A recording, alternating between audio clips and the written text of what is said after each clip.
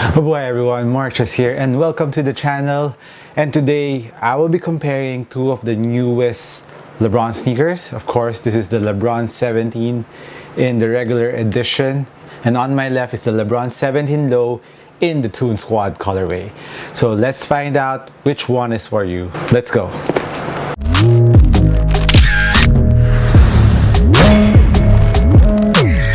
The LeBron 17 regular on my right hand is a black, purple, and gold colorway.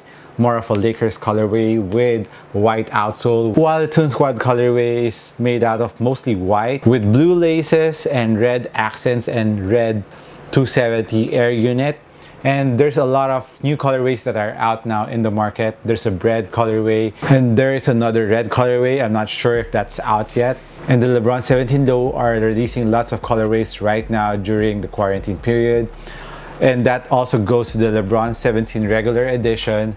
There's a lot of dope colorways are out now. But in terms of performance, let's find out which one is better. So let's start off first with the toe area of the two LeBrons. Of course, the regular has battle knit in the forefoot, which is not too fused, which is nice. It's very comfy around your toe area. Once you put your foot in, it feels like there's a blanket hugging your foot, while the LeBron 17 Low has a mesh upper with synthetic leather on the sides. It's not the comfiest upper and it's kind of narrow in the forefoot. You need to break it in a little bit. Once you have broken them in, they will become more comfortable. But remember that the toe area of the LeBron 17 Low is a little bit snug compared to the LeBron 17 regular edition. So if you have a wide foot, better to try it on first. Better wait up or go half a size up. That's my recommendation, because on the LeBron 17 regulars, I went half a size down. This is 10.5. While the LeBron 17 Toon Squad Low, I went through to size US 11. So take note of that. So maybe if you have a wide foot, because I have a regular foot, you have to go half size up. As for support laterally and medially, I would say both are very supportive. They have very supportive upper, but I will give a slight advantage on the LeBron 17 Low in terms of support because it has synthetic leather all around it and it gives you a little bit more security around the lateral part especially, but not taking anything away from the LeBron 17 regulars, because the knit pocket that you can find on the lateral part of the LeBron 17s are very good. You feel really stable when you're doing lateral cuts or doing side steps, even though the LeBron 17s are kind of high off the ground, but the knit pocket really does its job on the lateral part going to the back part. But comparing it to a synthetic leather, the synthetic leather really doesn't stretch at all. I will give a slight advantage on the low with that because of how rigid, how supportive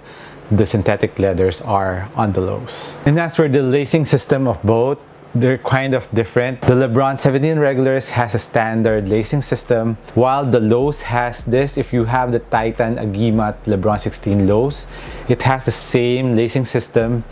It splits in the middle. I'm not too sure if the other LeBron 16 lows have this kind of lacing system. Hit me a comment down below with that, because I didn't have the other LeBron 16 lows. But this one has the same with the Agimat's version.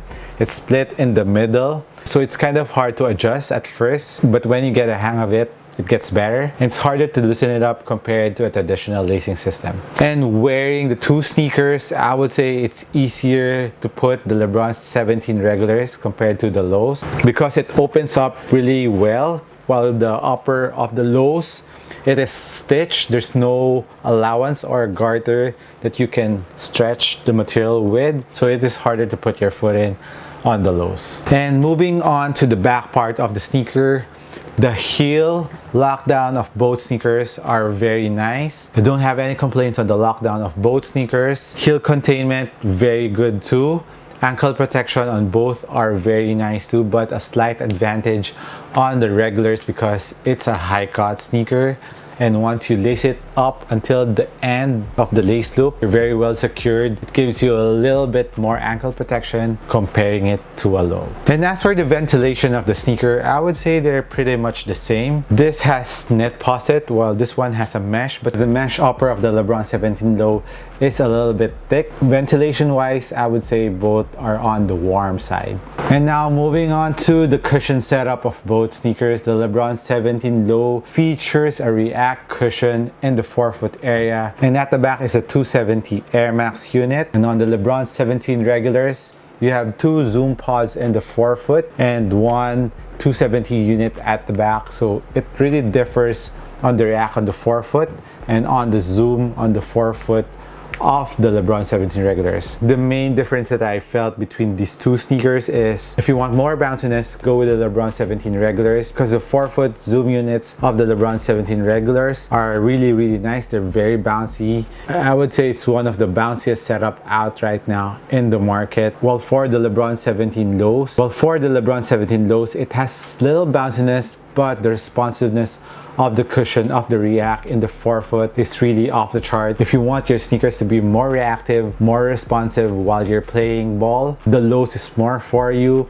Impact protection is also nice in the forefoot area of both sneakers. And as for the 270 units of both sneakers, I would say the air unit on the lows is a little bit harder or stiffer, more PSI compared to the regular LeBron. So if you want more impact protection on the heel, LeBron 17 regulars is the way to go. And moving on to the traction of both sneakers, both have very similar traction pattern, but a little difference on the forefoot traction pattern because there are more lines on the traction of the LeBron lows. There's another difference around the midfoot part of the traction where the Zoom pods are split, while the midfoot part of the traction of the lows is just one slab, giving you more surface area for your traction. And in terms of grippiness, I would say they're pretty much equal, but I would give a slight advantage on the grippiness on the lows. It has more bite to it compared to the 17 regulars. I would say both have amazing grip on the floor. I have no complaints on the traction on both the regulars and the low.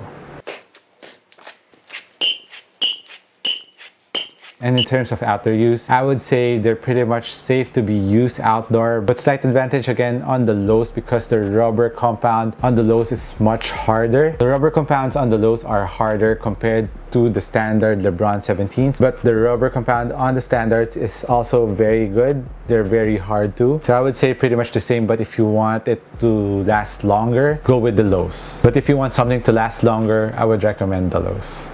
And as for the weight of both sneakers, the lows is weighed at 480 grams while the LeBron 17 regulars is weighed at 525 grams, so around 50 grams different. So this is heavier because it's a high, and I would say I didn't feel the weight at all when I was playing with these two sneakers because the fit are very nice on both sneakers. And as for sizing, like I said in the beginning, if you're a regular footer, half size down on the regulars and true to size on the lows. And if you're a wide footer, go half a size up on the lows and true to size on the regulars. And as for the pricing of both sneakers, there's a $2,000 difference on both sneakers. This is the more expensive one, around $40 difference on both sneakers. So my final verdict on these two sneakers, if you want bounciness in the forefoot and maximum impact protection on the heel, and if you don't mind a high cut sneaker, go with the regular ones. But if you want more responsive sneakers in the forefoot and with a little bounciness in the forefoot and good impact protection at the back and a low cut sneaker and a very supportive upper, go with the lows. So that's it on my comparison between the LeBron 17 regulars and the lows. Let me know if you have any questions. Hit me a comment down below. Thank you again for watching this video, guys. I appreciate your support. Hit the thumbs up button and the subscribe button if you haven't yet. Thank you again. This has been Marches. I'll catch you in the next one. Peace.